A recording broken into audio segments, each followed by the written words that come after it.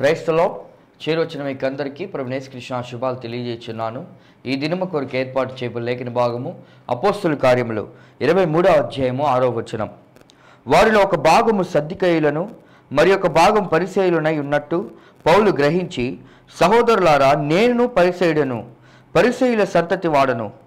మనకున్న నిరీక్షణను గూర్చియు మృతుల పునరుత్థానమును గూర్చియు నేను విమర్శించుచున్నానని సభలో బిగ్గరగా చెప్పాను. Praise the lord. దేవునికి స్తోత్రం. హల్లెలూయా, హల్లెలూయా, హల్లెలూయా, స్తోత్రం. మన ప్రభువును ప్రియరక్షకుడైనటువంటి నజరేయుడైన యేసుక్రీస్తు దివ్యనామములో మన శాంతి టీవీలో ఇట్స్ టైమ్ ఫర్ చేంజ్ అనేటువంటి నినాదంతో, అనేటువంటి స్లోగన్తో, మోటోతో కొనసాగుతున్నటువంటి శాంతి టీవీని బట్టి నేను ప్రభునామాన్ని మహిమపరుస్తూ ప్రతిరోజు ఉదయం 8 నుంచి 8:30, సాయంకాలం 4 నుంచి 4:30 వరకు ప్రసారం అవుతున్నటువంటి ఆయన హెచ్చవలసి ఉన్నది, హీ మస్ట్ ఇంక్రీజ్ అనేటువంటి అనుదిన కార్యక్రమానికి మిమ్మల్ని అందరినీ ప్రేమపూర్వకంగా ఆహ్వానిస్తున్నాం. మీ అందరికీ వందనాలండి, శుభాలు, మారనాథ, షాలోమ్, ప్రైజ్ ది లార్డ్. దేవుని స్తోత్రం. మీరందరూ ఆత్మీయంగా క్షేమంగా ఉన్నారని, బలంగా ఉన్నారని నేను భావిస్తున్నాను. మనం బలవంతులుగా మార్చబడాలి. మనం బలహీనులమే, క్రీస్తు బలవంతుడు కనుక క్రీస్తు యేసునందున్నలి ఆయనలో ఉన్నటువంటి, ఆయన మనకు పంచేటువంటి, ఆయన మనకిచ్చేటువంటి, ఆయన పరిపూర్ణతలో నుంచి మనకు దొరికేటువంటి కృప వెంబడి కృప, దాన్ని బట్టి మనము బలవంతులుగా మారుతాం. ఆత్మ సంబంధమైన కృప చేత మనం శారీరక బలవంతులం కాం. ఆత్మ సంబంధమైన కృప చేత ఆత్మీయ బలవంతులుగా మనం మార్చబడుతున్నాం. దేవుని స్తోత్రం. కాబట్టి బలవంతులుగా ఉండడానికి స్ట్రాంగ్ మ్యాన్, యోవేలు గ్రంథం 3వ అధ్యాయం 10వ వచనంలో రాయబడింది, let the week say I'm strong. అనగా బలహీనుడు తాను బలాఢ్యుడు అనుకోవాలి. బలహీనుడైన వాడు, లేకపోతే నువ్వు బలహీనుడు అని ఎవరి చేత ముద్ర వేసి, లేకపోతే ఆరోపించబడిన వాడు, నింద వేయబడినప్పుడు ఆ గిల్టీ కాన్షియస్నెస్తో, లేకపోతే అపరాధ భావంతో ఉన్నప్పుడు, అరే నేను బలహీనుడు అంట కదా అని అనుకున్నప్పుడు మనతో మనం చెప్పుకోవాలి, మనం ఒప్పుకోవాలి ఒక వాస్తవాన్ని, నేను బలవంతుడిని, ఐఎమ్ స్ట్రాంగ్, నన్ను బలపరచగలడు, నన్ను బలపరచు వాని ద్వారా నేను సమస్తము చేయగలను, జైల్లో ఉన్నా చేయగలను, ఎక్కడున్నా చేయగలను. I can do anything through Christ who strengthens. I can do anything, anywhere, through Christ. దేవుని స్తోత్రం.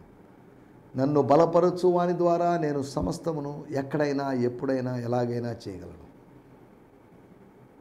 దేవుని స్తోత్రం. హల్లెలూయా. మీరందరూ క్షేమంగా ఉన్నారని భావిస్తున్నాను. మీ ఆత్మీయ వ్యక్తిగత సమస్యలను ప్రార్థన నిమిత్తం నాతో పంచుకోండి. నా 2 నంబర్లు ఉన్నాయి.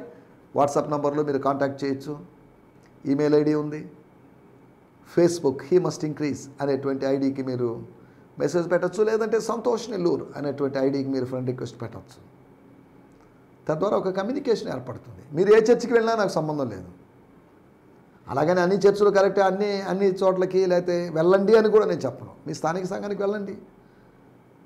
అది వాక్యానుసారమైన విధానాల్లో లేదు అనిపించినప్పుడు ప్రార్థనాపూర్వకంగా ఒక తీర్మానం తీసుకొని బయటకు వచ్చేసాక మంచి మందిరాన్ని వెతుక్కోండి, తప్పేం లేదు. ఎవరో ప్రలోభాలకి గురై, ఎవరో ఏదో చేస్తారనో, లేదా కేక్ ఇస్తారనో, లేకపోతే కాఫిన్ బాక్స్ ఇస్తారనో, కేక్ ఇచ్చిన వాళ్ళు, కాఫిన్ బాక్సులు ఇచ్చిన వాళ్ళు క్రీస్తుని ఇవ్వలేరు. నేను అప్పుడప్పుడు చెప్పేటువంటి మాట రెన్హార్డ్ బొంకే గారు చెప్పారు, when there is no holy spirit, పరిశుద్ధాత్మ లేనప్పుడు we would depend upon coffee and cake అని చెప్పాడు. కాఫీల మీద, కేకుల మీద, అనగా భౌతికమైన ఆహారం మీద మనం ఆధారపడాల్సి వస్తుంది. we have holy spirit, మనకు పరిశుద్ధాత్ముడు ఉన్నాడు, మనలో నివసిస్తూ ఉన్నాడు, విమోచన దినం వరకు మనలో నివసిస్తున్నాడు. ఆయన చేత మనం ముద్రించబడ్డాం. we were sealed by the holy spirit, we are filled with the holy spirit and we are led by the holy spirit, we are convicted by the holy spirit. కాబట్టి మనకు కేకులు అవసరం లేదు. ఆది సంఘము పేతురు, యోహానులు కేకులు, కాఫిన్ బాక్సులు ఇవ్వలేదు. ఒకళ్ళు ఎవరైనా వచ్చే, sorry we don't have cakes and coffin boxes, మా దగ్గర కేకులు లేవు, మా దగ్గర సమాధి పెట్టెలు లేవు, మాకు కలిగింది మేము ఇస్తున్నాం.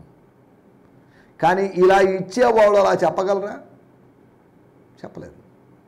ఇటువంటి వ్యాపార ధోరణి, ఇటువంటి మోసపూరితమైన ధోరణిలోంచి సంఘం బయటపడాల్సిన అవసరం ఉంది, విశ్వాసులు బయటపడాల్సిన అవసరం ఉంది. గత ఎపిసోడ్లో నేను డిజిటల్ చర్చెస్కి వ్యతిరేకంగా నేను మాట్లాడాను. నా యొక్క స్టేట్మెంట్స్ నేను వాటిని ఎప్పుడు ఉపహరించుకోను. నేను అంటే ఆ స్టేట్మెంట్స్లోంచి నేను ఎప్పుడు మారను. నేను ఈ వ్యాపారాత్మకమైన ధోరణిలో దేవుని వాక్యం తీవ్రంగా ఖండిస్తుంది. దేవుని ఇల్లుని వ్యాపారపు ఇల్లుగా మార్చేటువంటి ఇటువంటి మత పెద్దల్ని దేవుడు ఒకరోజు కొరడాలు తయారు చేసి వాళ్ళని తరిమి వేస్తాడు అనడంలో ఎటువంటి సందేహం లేదు. వారి బల్లలను పడదోసేసి, వారి పావురాల్ని విడిపించేసి పంపించేసి, క్రీస్తు యొక్క రెండవ రాకడలో ఆ న్యాయ తీర్పు తర్వాత నిత్యత్వంలో అనగా పరలోకంలో నిలవకుండా ఉన్నట్లుగా పాతాళ లోకంలోకి దేవుడు కొరడాన్ని జులింపించి వారిని అక్కడికి పంపిస్తాడని నేను భావిస్తున్నాను. వ్యాపారపు టిల్లుగా మార్చిన ఏ ఒక్కరిని ప్రభు వదిలిపెట్టడు. అప్పుడు వదిలిపెట్టలేదు, రెండవ రాకడలో కూడా వదిలిపెట్టడు. మానుకుందాం, వ్యాపారపు ధోరణులు మానుకుందాం. ఇవి మనకు తగినవి కాదు. లోకంలో ఉన్నప్పుడు వ్యాపారం చేశాం, ఇప్పుడు వ్యాపారంలోంచి బయటపడాల్సిన అవసరం ఉంది. అవే పాత స్వభావంతో, ప్రాచీన స్వభావంతో జీవించడానికి దేవుడు మనల్ని పిలవలేదు. దేవుని స్తోత్రం, హల్లెలూయా. కాబట్టి డిజిటల్ చర్చెస్ చూసి ఇప్పటికే 3 చర్చిలు ఉన్నాయి మన నెల్లూరులో. వీటికి దూరంగా ఉండండి. మీ స్థానిక సంఘాలకు వెళ్ళండి. ఎంతో మంచి మంచి దేవజనులు నెల్లూరులో ఉన్నారు. అందరి బట్టి నేను ప్రభు నామాన్ని మహిమపరుస్తున్నాను. అద్భుతంగా వాక్యం చెప్పగలిగిన దేవజనులు ఉన్నారు, మంచి ప్రేమ కలిగిన దేవజనులు ఉన్నారు, ప్రార్థించే దేవజనులు ఉన్నారు. కాబట్టి నెల్లూరుని బట్టి, నెల్లూరులోనే కాదు విజయవాడలో అటువంటి వారు ఉన్నారు, హైదరాబాద్లో అటువంటి వారు ఉన్నారు, వేరువేరు నగరాల్లో, ఒంగోలు పట్టణంలో అటువంటి వాళ్ళు ఉన్నారు. కాబట్టి దేవుని బిడ్డలారా, ఆత్మ సంబంధంగా మీకు ప్రోత్సాహాన్ని ఇవ్వడానికి, ధైర్యాన్ని ఇవ్వడానికి ఒక సహోదరునిగా నేను మీతో మాట్లాడుతున్నాను. స్తోత్రం, హల్లెలూయా. కాబట్టి రండి, ఈ సమయంలో మన దేవుని వాక్యాన్ని ధ్యానించుకుందాం. నిన్న ఉదయకాలము ఎపిసోడ్లో డివైన్ థింగ్స్ లేదా గాడ్లీ థింగ్స్ గురించి నేను మాట్లాడడం జరిగింది. 4 దైవికమైన సంగతులు. ఒకటి దేవుని సన్నిధి, దేవుని గాడ్స్ ప్రెజెన్స్. దేవుని వాక్యాన్ని కల్తీ చేస్తున్నారు, దేవుని సన్నిధిని కల్తీ చేయలేరు. దేవుని వాక్యము నిర్మలమైనది. ఆ నిర్మలమైన వాక్యంలో లేకపోతే ఇంకా మానవ అభిప్రాయాల్ని, డినామినేషన్ల యొక్క విధానాల్ని కలిపి దాన్ని డైల్యూట్ చేస్తున్నారు. ఆ థిక్నెస్లో ఉన్నదాన్ని, ఆ కాన్సన్ట్రేటెడ్గా ఉన్నదాన్ని దాన్ని డైల్యూట్ చేస్తున్నారు. ఒకవేళ జ్యూసెస్ ఇవేమన్నా డైల్యూట్ చేయొచ్చేమో, కానీ మెడిసిన్స్ ఒక టానిక్ను మనం డైల్యూట్ చేసుకొని తాగాల్సిన అవసరం లేదు. దేవుని వాక్యం ఒక మెడిసిన్, మన ఆత్మకు మెడిసిన్. దాన్ని డైల్యూట్ చేయకూడదు. చాలామంది డైల్యూట్ చేస్తున్నారు, దుర్బోధకులు డైల్యూట్ చేస్తున్నారు. దేవుని స్తోత్రం. మన ఇక్కడ ఆలోచిస్తున్న మాట, దేవుని సన్నిధిని ఎవరు పొల్యూట్ చేయలేరు, దేవుని సన్నిధిని ఎవరు డైల్యూట్ చేయలేరు, సజలీకరణం చేయలేరు. అనగా వాటర్ కలిపి యాడ్ చేసేసి పాలలో నీళ్లు కలిపి అమ్ముకొని వ్యాపారం చేస్తున్నట్టుగా అలా చేయలేరు. God's presence is there. నకిలీ సాన్నిధ్యం అనే దాన్ని మానవుడు సృష్టించలేడు. ఒకవేళ స్మోక్స్, స్పెషల్ ఎఫెక్ట్స్తో, లైటింగ్స్తో ఒక అట్రాక్షన్గా ఏదైనా చేసినంత మాత్రం దేవుని సన్నిధి దిగి రాదు. మనం అనుకుంటాము మనం చేసే ఆరాధన వల్ల దేవుని సన్నిధి దిగి వస్తుందని. నో, ఇది మన అభిప్రాయం అంతవరకే. దేవుని సాన్నిధ్యము ఆయన తనకిష్టం వచ్చినప్పుడు దిగి వస్తాడు. ఆయన తనకిష్టం వచ్చినప్పుడు జోక్యం చేసుకుంటాడు. He has sovereign will. తండ్రి అయిన దేవునికి సార్వభౌమిక చిత్తం ఉన్నది, కుమారుడైన దేవునికి సావరెన్ విల్ ఉన్నది, పరిశుద్ధాత్మకు సావరెన్ విల్ ఉంది. వారందరూ ఒక చోట కూడి ఉండగా, ప్రార్థన చేస్తుండగానే కాదు, కూడి ప్రార్థన చేస్తుండగానే కాదు, కూడి ఉండగా పరిశుద్ధాత్ముడు దిగి వచ్చాడు. మనం కూడి ఉండగా, యేసు నామములో కూడి ఉండగా, యేసు ఆజ్ఞను బట్టి కూడి ఉండగా, యేసు చెప్పిన దానికోసం కనిపెట్టుతూ కూడి ఉండగా అప్పుడు అకస్మాత్తుగా వారు ఊహించిన సమయం కాసేపు తర్వాత ప్రార్థన చేసుకుందాం, కాసేపు తర్వాత స్తుతులు చెప్దాం, థ్యాంక్స్ గివింగ్ చేద్దాం, స్తుతి యాగం అర్పిద్దాం అని అనుకుంటున్న సమయంలో, లేదా దేవాలయంలో బలులు అర్పించడం స్టార్ట్ చేసిన టైంలోనే మనం కూడా స్తోత్ర బలులు అర్పిద్దాం అని అనుకుంటూ ఉన్న సమయంలో కావచ్చు. దేవుని స్తోత్రం, హల్లెలూయా, స్తోత్రం. ఆయన ఎప్పుడైనా దిగి వస్తాడు. ఏలియా ప్రార్థన ఆపలేదు. ప్రార్థన చేసిన తర్వాత ఇంకా ఎదురు చూస్తూ ఉండలేదు. ఆయన ప్రార్థిస్తూ ఉండగానే ఆయన ఇంకనో మాట్లాడుతుండగా, దేవునితో మాట్లాడుతుండగా, దేవునితో సంభాషిస్తూ ఉండగా, దేవా ఈ ప్రజలు తెలుసుకున్నట్లుగా, ఈ ప్రజల కనులు తెరవబడినట్లుగా, యెహోవా ఈ దేవుడని వీరు తెలుసుకున్నట్లుగా, యెహోవా కూడా దేవుడు అనేటువంటి ఆ మిశ్రితమైనటువంటి ఆ మిక్స్డ్ థియాలజీలోంచి వారు బయటికి వచ్చినట్లుగా, ఆ డైల్యూటెడ్ థియాలజీలోంచి వారు బయటికి వచ్చినట్లుగా, let the fire from heaven, ఏ ఆకాశము నుంచి, ఏ స్వర్గము నుంచి మన్నా కురిసిందో, ఏ ఆకాశము నుంచి నీరు కురిసిందో, ఏ ఆకాశము నుంచి మంచు కురిసిందో, ఏ ఆకాశము నుంచి ఆశీర్వాదాలు దిగి వచ్చాయో, అదే ఆకాశము నుంచి అగ్ని దిగి వచ్చింది. అగ్ని దిగి వచ్చి ప్రవక్తలను, బయలు ప్రవక్తలను కాల్చివేసిందని కాదు, ఈ అగ్ని దిగి వచ్చి కరెక్ట్గా ఆ అర్పణ మీదకి దిగి వచ్చి కరెక్ట్గా ల్యాండ్ అయింది. ఆ హెవెన్లీ ఫైర్ మొత్తాన్ని, మాంసాన్ని కాల్చి బుగ్గి చేసింది. కొన్ని నిమిషాల్లో జరిగినట్టు పని, చాలా వేగంగా జరిగిన పని. అకస్మాత్తుగా ఒక అగ్ని వచ్చేసింది ఆకాశం నుంచి. ఆకాశం నుంచి అగ్ని వస్తుంది అని సైంటిఫిక్గా అప్పటి వరకు నిరూపించలేదు. అగ్నిలాగా ప్రభావితం చూపించే ఆమ్ల వర్షాల గురించి అప్పట్లో ప్రజలకు ఐడియా లేదు. అగ్ని ఆకాశం నుంచి దిగి వచ్చింది. ఏలియా పైనుంచి ఇసిరినటువంటి అగ్ని కాదు, ఏదో రెండు కొండల మధ్యలో కనిపించినట్టు లేకపోతే వెలుగు అని ప్రజలను మోసపరిచిన విధానం కాదు. ఏలియా పర్వతం మీద మోసం చేయలేదు, మోసం చేయదలుచుకోలేదు. కారణం ఏంటంటే ప్రజలు మోసగించబడిన వాళ్ళు అక్కడున్నారు. ఈ 400 మంది ప్రవక్తల చేత మోసగించబడిన వాళ్ళు అక్కడున్నారు. కాబట్టి తాను మళ్ళీ మోసగించాల్సిన అవసరం లేదు. తన అనుచరులను పెట్టి కొద్దిగా అగ్నిని వేయమని చెప్పేసి, పైనుంచి విసరమని చెప్పేసి, నో, అటువంటిది ఏం జరగలేదు. అది కృత్రిమ అగ్ని కాదు, అది మానవ అగ్ని కాదు, అది స్వర్గము నుంచి దిగి వచ్చిన అగ్ని. భక్తుని యొక్క ప్రార్థనకు జవాబుగా భగవంతుడు చేసిన కార్యం. ఆకాశం నుంచి వర్షం కురిసి ఆ బలిపీఠము, లేకపోతే ఆ పశువు లేదా మాంసము కడిగి వేయబడిందని కాదు, నో, కాల్చివేయబడిందని. కాల్చివేయబడే సందర్భం ఉంది, కడిగి వేయబడే సందర్భం ఉంది. ఆకాశం నుంచి అగ్ని దిగి వచ్చింది, ఓకే, మంచిదే, కాల్చివేసింది. కాల్చివేసి బూడిద చేసిందని వర్షం కురిసి వర్షం కడిగి వేసింది. ఆత్మలో నువ్వు కడిగి వేయబడాల్సిన అవసరం ఉంది, ఆత్మలో నువ్వు కాల్చివేయబడాల్సిన అవసరం ఉంది. స్తోత్రం. Washed out experience, burnt out experience అనేవి 2 ఎక్స్పీరియన్స్లు. దేవుని స్తోత్రం, హల్లెలూయా. దేవుని సన్నిధి గురించి మనం మాట్లాడుకున్నాం. తర్వాత దేవుని యొక్క శిక్ష, పరిశుద్ధాత్మ దేవుడు దాని గురించి ఒప్పిస్తాడు. దేవుడిని కొట్టునుగాక. అవును, దేవుడు కొడతాడు,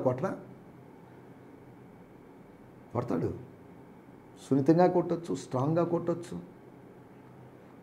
వారి పితరుడైనటువంటి యాకోబును కొట్టలేదా?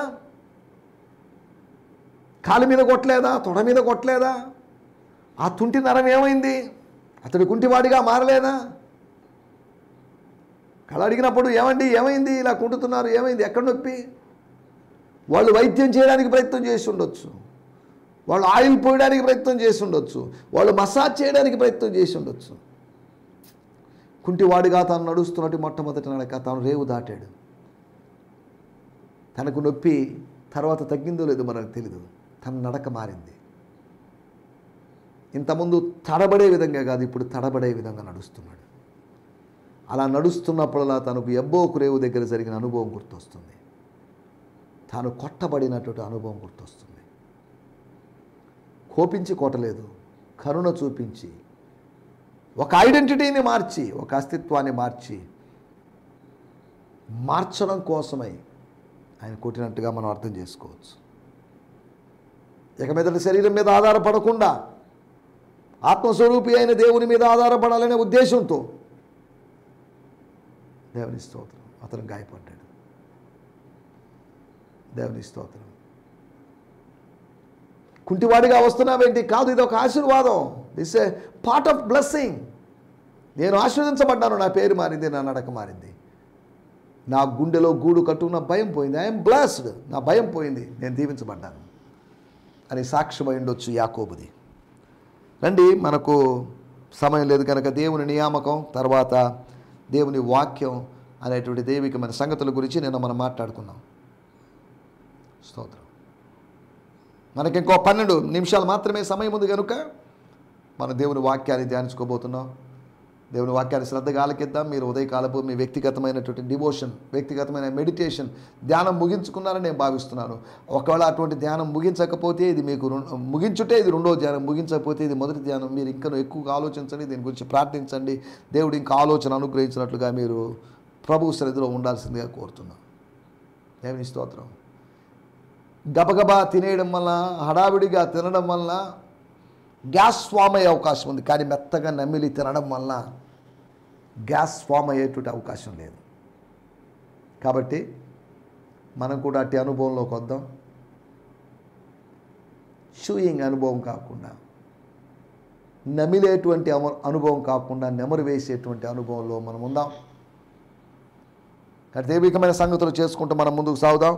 ఈ సమయంలో దేవుని పరిశుద్ధ గ్రంథము నుండి అపోస్తుల కార్యములు 23వ అధ్యాయము 6వ వచనము.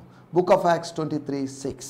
వారిలో ఒక భాగము సద్దుకైలను మరి ఒక భాగము పరిసయ్యులనై ఉన్నట్టు పౌలు గ్రహించి, సహోదరులారా, నేను పరిసయ్యుడను, పరిసయ్యుల సంతతి వాడును, మనకున్న నిరీక్షణను గూర్చి, మృతుల పునరుత్థానమును గూర్చి నేను విమర్శించువచ్చున్నానని సభలో బిగ్గరగా చెప్పాను.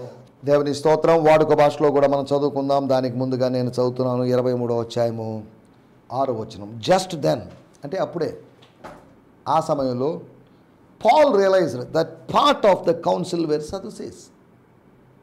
అనగా సద్దూకైల సంఖ్య మైనారిటీ అయినప్పటికీ కూడా సద్దూకైలు సన్హెద్రిన్ సభలో ప్రముఖమైన పాత్ర వహించారు. The part of this council were Sadducees who deny the resurrection of the dead, and others were of the separated ones. So he shouted, my fellow Jews, I am a separated one, and the son of a separated one. I am a son of a separated one, and a son of separated one. That's why I am on trial here. It's because of hope I have that the dead will rise to live again. స్తోత్రం. వాడుక భాషలో మనం చదువుకుందాం. వాళ్ళలో కొందరు సద్దుకైలని మరికొందరు పరిసయ్యులని తెలుసు. అందువల్ల అతడు ఆ మహాసభలో బిగ్గరగా, సహోదరులారా, నేను పరిసయ్యుని, నా తండ్రి పరిసయ్యుడు, నేను ఇక్కడ నిందితునిగా నిలిచిపోవడానికి కారణం చనిపోయిన వాళ్ళు బ్రతికి వస్తారన్నదే నాలోని ఆశ అని అన్నాడు. వారిలో కొంతమంది, ఒక భాగం, వారిని ఇద్దరుగా విభజిస్తే, 2 గ్రూపులుగా విభజిస్తే ఆ 70 మందిని, ఆ 70 మందిలో ఎక్కువ శాతం మంది, లేకపోతే మిగతా వాళ్ళు ఉన్నప్పటికీ కూడా సద్దూకైలు, పరిసయ్యులు అనేటువంటి వాళ్ళు ఉన్నారు. అనగా మిగతా తెగల వారికి కూడా ఒక ఇన్వాల్వ్మెంట్ దొరికింది. ఒక సన్హెద్రిన్ సభలో ఒక సామాజిక న్యాయం చేశారు. సన్హెద్రిన్ సభలో అధికార స్థానాలు, లేకపోతే పాత్రలు, లేకపోతే ఆ పోస్టింగ్లు ఇవ్వడాన్ని బట్టి, అవకాశం కల్పించడాన్ని బట్టి అని అర్థం చేసుకోవచ్చు. ఇక్కడ మన టైటిల్ నిరీక్షణ, హోప్. హోప్ అనే ప్రస్తావన ఎందుకు వచ్చింది అంటే, మధ్య భాగంలో 6వ వచనం, మధ్య భాగంలో రాయబడింది 6వ వచనం, పెద్ద వచనం. సహోదరులారా, మీరు పరిచయాలు కావచ్చు, సద్దూకైలు కావచ్చు, మీరు నా సహోదరులు, మీరు అందరూ యూదులే, మీరు యూదా మతంలోంచి వచ్చిన వాళ్ళే, యూదా మతంలోనే భాగంగా ఉన్న వాళ్ళే, కనుక మీరందరూ నా సోదరులే. You are my brothers. either you are a Pharisee, either you are a Sadducee, you are my brother. మీరు క్యాథలిక్ కావచ్చు, ప్రొటెస్టెంట్ కావచ్చు. మళ్ళీ ప్రొటెస్టెంట్లో వందలాది డినామినేషన్లు ఉన్నాయి. క్యాథలిక్ అనేటువంటి విభాగంలో ఇన్ని గ్రూప్స్ రాలేదు. అంటే మెయిన్ గ్రూప్తో విభేదించేంత విధంగా ఉన్నాయి కొన్ని గ్రూప్స్. వాళ్ళలో కూడా రకరకాల జెస్యూట్స్ అని రకరకాల ఫ్రాన్సిస్ అండ్ వేస్ అని రకరకాలు ఉన్నాయి. ప్రొటెస్టెంట్లో మనలో వచ్చినటువంటి విభజనలు ఎన్ని ఉన్నాయి చూడండి. స్తోత్రం. మన ఇక్కడ ఆలోచిస్తున్న విషయానికి వచ్చేద్దాం. మనకున్న నిరీక్షణ, మీకు నాకు ఒక నిరీక్షణ ఉంది. We have common hope. అనగా యూదులమైన మనకందరికీ ఒక నిరీక్షణ ఉంది. అనగా సద్దూకాయల నిరీక్షణ గురించి కాదు, పరిసయ నిరీక్షణ గురించి కాదు, ఒక కామన్ నిరీక్షణ గురించి మాట్లాడుతున్నాడు. ఆ నిరీక్షణ గురించి 4 విషయాలు మీకు త్వరగా జ్ఞాపకం చేస్తాను. ఒకటి, కొలసీ పత్రిక 1వ అధ్యాయము 27వ వచనం. అన్ని జనులలో ఈ మర్మ యొక్క మహిమైశ్వర్యము ఇటిదో, అది అనగా మీ అందున్న క్రీస్తు మహిమ నిరీక్షణ ఉన్నాడను సంగతిని దేవుడు తన పరిశుద్ధులకు తెలియగోరి ఇప్పుడు ఆ మర్మమును వారికి బయలుపరచెను. Living within you is the Christ who floods you with the expectation of glory. This mystery of Christ embedded within us become a heavenly treasure chest of hope filled with the riches of glory for his people, and God wants everyone to know it. Living within you is the Christ. మీలో నివసించేవాడు క్రీస్తు. Who floods you, మహిమ యొక్క నిరీక్షణతో మిమ్మను వరదలాగా ముంచెత్తేవాడు, పోటెత్తేవాడు అని రాయబడిన మాటలు చూడండి. మనం ఆలోచిస్తున్న మాటలు, మీలో ఉన్న క్రీస్తు నిరీక్షణ ఉన్నాడు. He is the hope of glory. మనకొక మహిమను గురించిన నిరీక్షణ ఉంది. మహిమ లోకాన్ని గురించి, మహిమ రాజ్యాన్ని గురించినటువంటి మహిమకరమైన సంగతులను గురించిన నిరీక్షణ ఉంది. We have some glory, some hope of glory. The glory of haven, the glory of heavenly things, the glory of the Kingdom. స్తోత్రం, హల్లెలూయా. నిరీక్షణ, మహిమ కలిగినటువంటి నిరీక్షణ. మహిమ కలిగిన స్వాతంత్ర్యం అని రోమాపత్రిక 8వ అధ్యాయంలో చెప్పినట్లుగా మహిమ కలిగినటువంటి నిరీక్షణ. స్తోత్రం, హల్లెలూయా. మహిమ నిరీక్షణ. Christ in you, in me, in Colossians, in everyone. He is a mystery. He dwells in anyone if they invites him, if they open their doors, he would come and stay.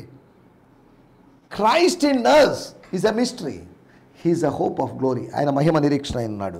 రెండో విషయాలు నేను మీకు జ్ఞాపకం చేస్తాను. 1 Timothy పత్రిక 1వ అధ్యాయము 1వ వచనం. మన రక్షకుడైన దేవుని యొక్కయు, our savior Jesus Christ, our savior, మన రక్షకుడైన దేవుని యొక్కయు, మన నిరీక్షణ క్రీస్తు యేసు యొక్కయు ఆజ్ఞ ప్రకారము మనం క్రీస్తు యేసు యొక్క అపోస్తలుడైన పౌలు. చాలండి. మనము క్రీస్తు యేసులో నిరీక్షిస్తున్నాము అని కాదు అక్కడ రాయబడింది. వీఆర్ హోపింగ్ ఇన్ క్రైస్ట్ అని కాదు. Christ is our hope. స్తోత్రం. From Paul an apostle in Christ Jesus, for it was Jesus himself our living hope. Jesus became our hope. We were hopeless, but Jesus became our hope. నిరీక్షణ లేని వారికి, నిరీక్షణ లేని, నిబంధన లేని, వాగ్దానములు లేనటువంటి మనకు ఆయన నిరీక్షణాస్పదముగా, నిరీక్షణగా మారాడు. దేవుని స్తోత్రం, hallelujah. God our life giver.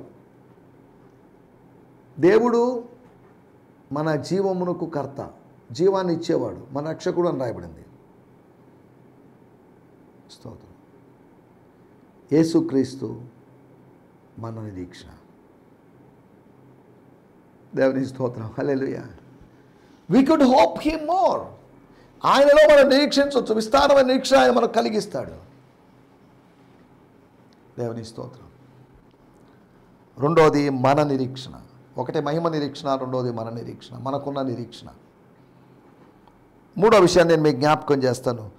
తీతుకు రాసిన పత్రిక 2వ అధ్యాయం 12వ వచనం. మనము భక్తిహీనతను, ఇహలోక సంబంధమైన దురాశలను విసర్జించి శుభప్రదమైన నిరీక్షణ నిమిత్తము. శుభప్రదమైన నిరీక్షణ నిమిత్తము అంటే ఒక నిరీక్షణ, దాని పేరు శుభప్రదమైన నిరీక్షణ. బ్లెస్డ్ హోప్ అని ఇంగ్లీష్లో అన్నారు. శుభాన్ని కలిగించేటువంటి, శుభాన్ని ప్రసాదించేటువంటి ఒక నిరీక్షణ. 13వ వచనం రాయబడింది, for we continue to wait for the fulfilment of our hope in the dawning splendour of the glory of great God and saviour Jesus the anointed one. దేవుని స్తోత్రం. The blessed hope and glorious appearing. Epiphany అని చెప్పబడిన మాట గ్రీకులో లేకపోతే ప్రస్తావించబడింది. మనం దాంట్లోకి వెళ్ళలేదు. మనకి ఆలోచిస్తుంటే మాటలు ఏంటంటే శుభప్రదమైన నిరీక్షణ, ప్రభు యొక్క రాకడను గురించి చెప్పబడిన మాట.